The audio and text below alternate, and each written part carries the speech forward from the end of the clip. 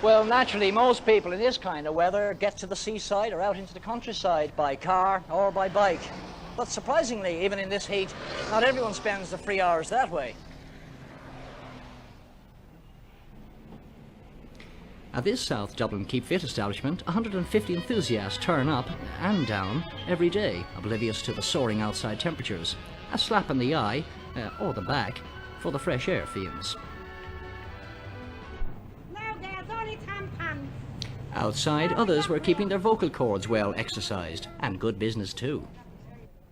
Meanwhile, over in the west, because of bad weather, harvesting was only able to get underway in the last 3 days. Here in Connemara, farmers have had to use the scythe because of a shortage of tractors. Of course, during this hot spell, the government is asking people to conserve water, to preserve our reservoirs, so don't use the hose on the lawns or the flowers if you can avoid it.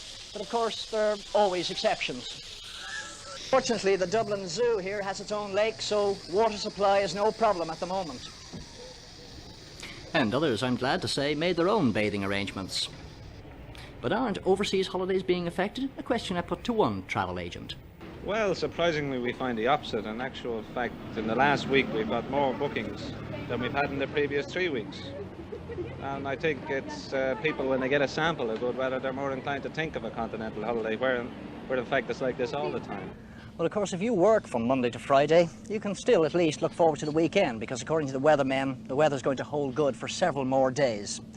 But in the meantime, for most of us, back to the chores.